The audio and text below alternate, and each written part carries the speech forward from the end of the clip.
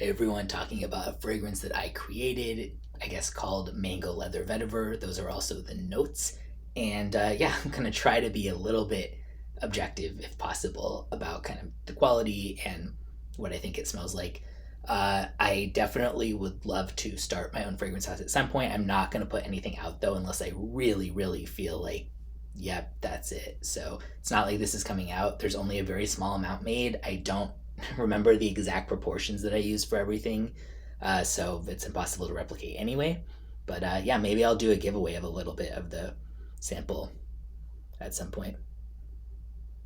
Yeah, so I like the combination overall. I feel like the opening has the mangoes just a little bit too like syrupy, and it is balanced by the leather and vetiver, so it's not like gourmand style mango totally or something like that. But it could just get a bit nauseatingly syrupy with like kind of the way that the mango is done there. As it progresses, I really like the way that the leather and vetiver kind of come out more and combine with it by the dry down. The mango like starts to fade away, and the leather and vetiver create this like richness, but they don't go like too deep or dark. Like they have depth, but they're not like super dark. So there's it's an interesting kind of way of doing them. Yeah, and somehow the mango, which goes well with vetiver, like anything citrus generally goes well with vetiver in my opinion, um, lifts the leather a little bit too. Like it adds a little bit of like nuance to it and kind of makes it feel more like upscale leather.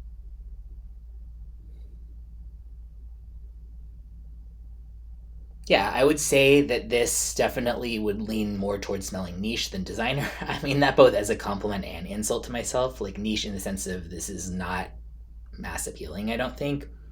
But also in that I actually do think for this being, and I'll review the other three too, one of only four fragrances that I've ever created, honestly not that bad.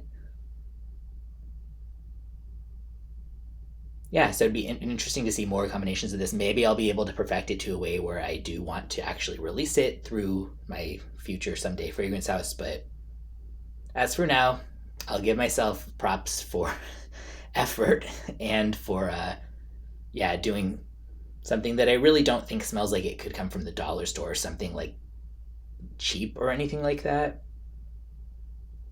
So for a first time attempt basically at being a perfumer, really not that bad. Yeah, and the vetiver comes out more and more as it dries down. The leather's kind of pretty consistent to me throughout the way it does it.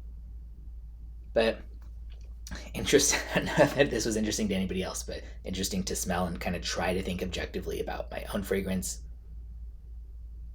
And one thing I also want to do as a giveaway at some point is creating custom fragrances. I am not going to be good at it like any of the ones I've mentioned that do custom fragrances or something in terms of, I'm not promising anything that's going to be like, oh, this is amazing. But when I'm a successful perfumer someday, maybe you can sell it for a bunch of money as like a shitty demo version of something I did.